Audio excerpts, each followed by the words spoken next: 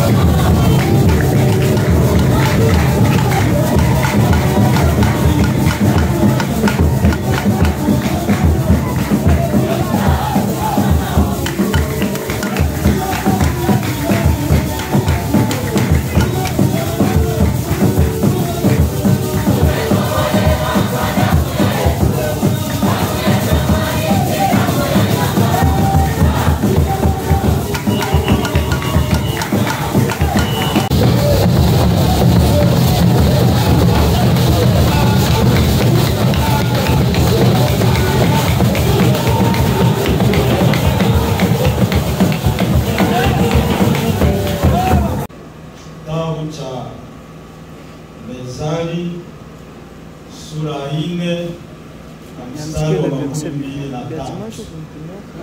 Mezali sura 4 na mstari wa 23.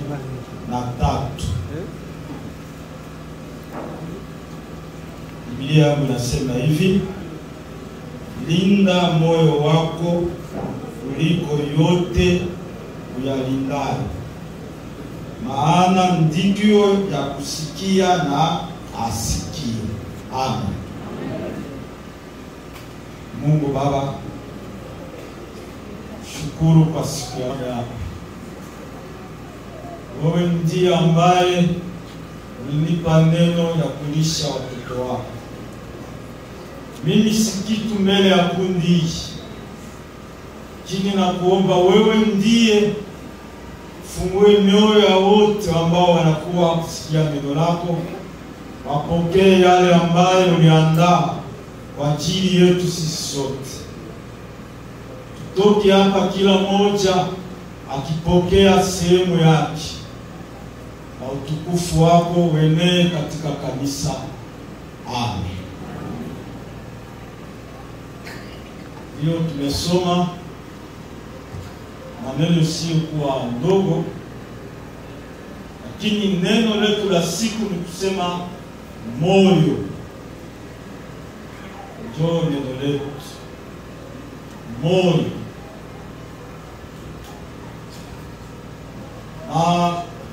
Nilipochunguza katika kamusi ya Biblia, nilikuta mafasirio ya moyo. Ya kuwa wananiambia kuwa katika Agano la Kale hata Agano Jipya mara nyingi kusema habari ya moyo kuwa ni makao makuu ya maisha ya ndani ya wanadamu. Kamusi iliniambia ni makao makuu katika maisha ya wanadamu. Hii ikanipatia ingine tafsiri na niambia kuwa inaweza kuwa maisha yote ya ndani ya mtu, yaani mtu mwenyewe jinsi alivyo. Ndio maana ya moyo.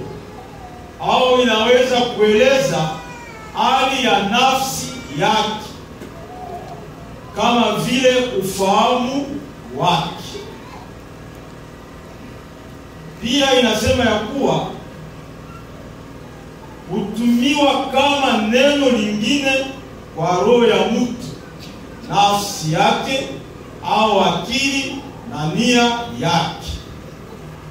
Hapo tunasema ya kuwa moyo wa mtu mara nyingine huitwa undani wa mtu, nao ni asili ya uovu wote unaotokana na wanadamu. Ndio tafsiri nipata niambia juu ya moyo. Nataka kusema ya kuwa moyo inaweza kuzuia neno la Mungu. Moyo yako inaweza tuma usisikie neno la Mungu. Na moyo pia inaweza kuzuia neema ya Mungu. Moyo inaweza kuzuia upako ile usitimize chochote katika maisha yako. Moyo tu ile inafanya, inazuia vile vyote. Pia moyo unaweza kufanya ubaki vile vile katika maisha yako. Kuna aina ya moyo. Dimanche ulikata katika hii injili ambao tunasoma hapa. Hizo aina za moyo. Lakini tumesoma katika Mezali sura 4 mstari wa 23. Biblia inatuambia linda moyo wako. Maana inatupatia kila mtu alinde moyo wake. Biblia inatuambia kama Mungu alinde moyo wangu. Wewe peke ulinde wako. Sasa tunafasiria kule ya kuwa ni kitu ambayo hata itakuzuia usipate neema ya Mungu katika maisha yako. Moyo wetu, kila mtu alinde moyo wake. Sio Mungu ndiye ambaye atakulindia moyo. Au wazee au injilisi jukumu ya kukulindia moyo. Hawana ile kuvaa. Bwana asifiwe. Amen. Hao tunafatana. Hakuna mtu anapatia ile jukumu ya kulindia mwingine moyo. Ni mimi peke nitalinda moyo yangu. Kwa sababu maana ndiko zitokazo chemchemu ya uzima. Katika moyo wangu ndio muko uzima. Mtu fulani ni moyo yangu ndio muko uzima yangu. Nikailinda uzuri, nitakuwa na jo. Katika moyo kunakuwa nguvu yako, haitoke kwingine, inatoka ndani ya moyo wa kanisa. Kila siku naingia, tunahubiri, tunakwambia, tunakuelekeza acha hivi. Kama moyo yako inaelekea kwa mabaya, maisha yako itakuwa tu ndio mabaya. Ndio kisi Biblia inatuambia. Na Mungu atazame uso wako. Mungu anatazama moyo. Hata uko na uso ya yeye utakate, usipambe yeye. Mungu hana ile kushipamba kwako. Mungu anaangalia njo moyo yako. Kama inastahili kuwa pamoja na yeye. Soma katika kitabu ya Samueli sura 16 na mstari wa 7. Mungu alituma Samueli kwa Yese aende chakula mtoto umoya wa Yese, amfanye kuwa mfalme, amgomboe Sayuni. Lakini akamwambia usiangalie uso yao. Ndio Mungu anasema pale, usiangalie hao uso. Sema walikuwa watoto wazuri, walikuwa na umbo mzuri, walikuwa ambao wanastahili, kwa maana tunasema huyu anastahili kuwa chifu, huyu anastahili kuongoza hawa. Lakini Mungu anawaambia usimwangalie kusura, ile sura isikushitule. Sababu nikakuangalia kusura nataka kusema huyu ni Mkristo, huyu anastahili. Sisi wanadamu tunayochagua. Wakaniambia leo ni chakula hata wainjilisti au washemasi, na angalia tusiku anaweza kuwa mwinjilisti, huyu anaweza kuwa shemasi, lakini eske Mungu alimuona ndani kama anastahili? Akamwambia Samueli usiangalie kusura. Na pale wanatuambia ya kuwa Mungu aangalie kama mwanadamu. Mungu anaangalia moyo. Amen. Wala sifiwe. Amen. Amen, amen. Moyo ndio Mungu anaangalia. Na pia katika Wafalme wa pili mstari wa 10, Wafalme wa pili sura 10 mstari wa 15, hapo tunakuta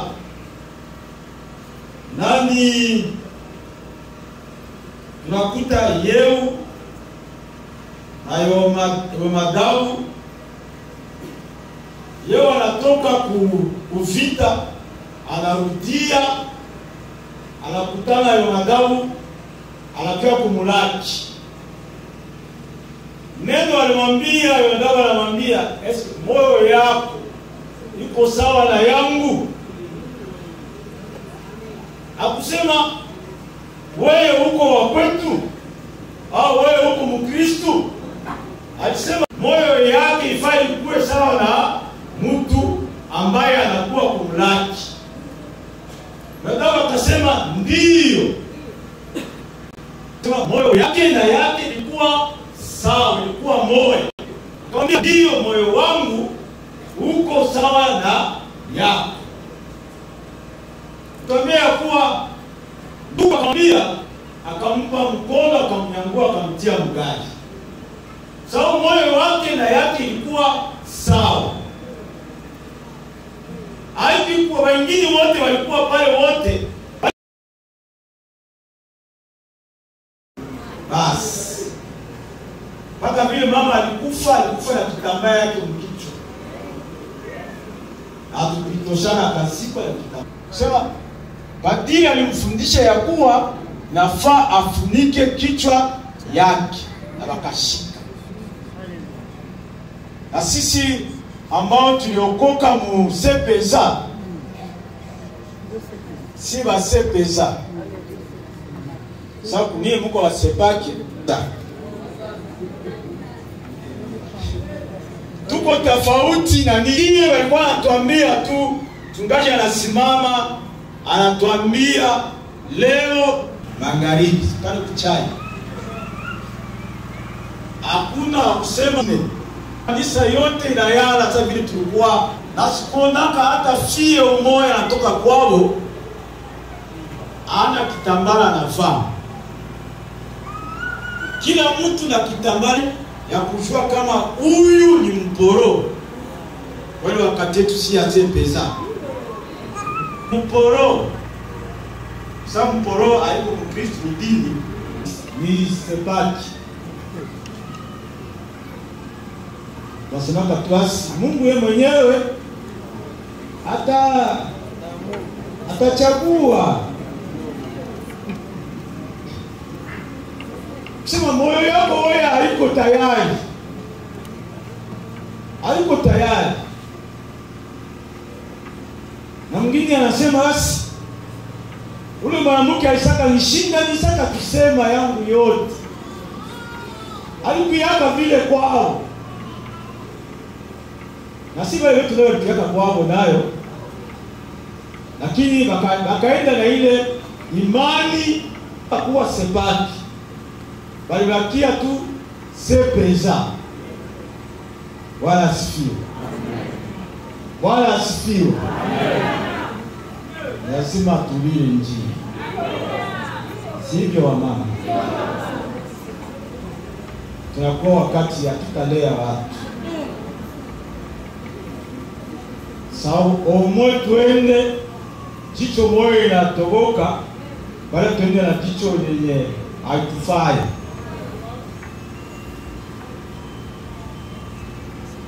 Tunasoma ya kuwa ardhi au udongo ilikuwa tofauti. Wote waliangukia mu udongo. Ile mbegu ikaangukia mu udongo.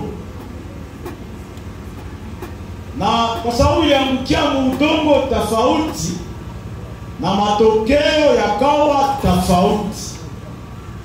Wala turumii. Tunakuta tafsiri ya ile mbegu katika Biblia inatuambia ni neno la Mungu. Ni neno la Mungu. Ni neno moja. Ndio tunapokea. Kama vile tuko leo tunapokea neno moja na tuambia moja. Sivyo? Lakini ile neno ikaanguka kwa udongo tofauti. Na ndio tunakutana ya kuwa kulikuwa ambayo ilianguka njiani. Nasikia mtu anajua njia. Si vile, njia ile pale vile. Unaenda kushamba unaonaka pembeni ya shamba kuna kwa njia. Sasa iko la panda mbegu zimoja zikaangukia njia. Na ingine ikaangukia kumwamba au kujiwe. Mshamba unakuwa kama mawe. Sasa uko na panda, zamani wakana panda wanatupa. Kisha inaangukia juu ya jiwe. Ingine ikaangukia mumiba. Na ingine ikaangukia kwenye udongo mzuri. Zile ndio aina ya mioyo ambayo ziko. Hata mkanisa zile mioyo ziko. Ziko.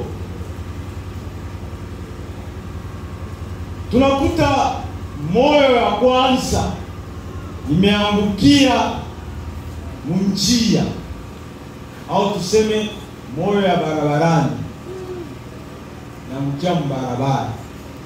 Sema ile moyo iko nje. Haiko aye mshamba. Iko anasikia neno lakini ile neno haifai kwake. Analisikia saa hii linaingia ndani yake, kisha dakika kidogo ile neno nao inatoka. Hata umwambie haiwezekani.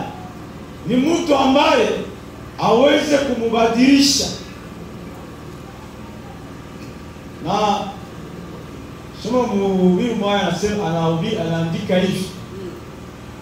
Kusema Mungu hana lazima tena na ule. Haisa choka na kumwambia anachoka. Hata kutilie waombaji 60 wakuombee. Wewe uko moyo wa njia. Utawasumbua. Wataomba ile moyo itabakia tu ya njia. Tabakia tu ya njia. Sawa haisikia. Inasikia lakini haichungi.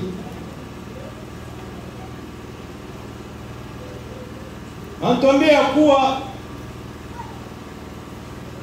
yule Mkristo anaweza pokea kitu lakini hana juhudi ya ile kitu. Hana juhudi ya. Na anaweza kupenda Mungu amfanyie kitu fulani, lakini hana juhudi ya kupokea ile kitu Mungu anatafuta kumfanyia. Nitabakia tu pale.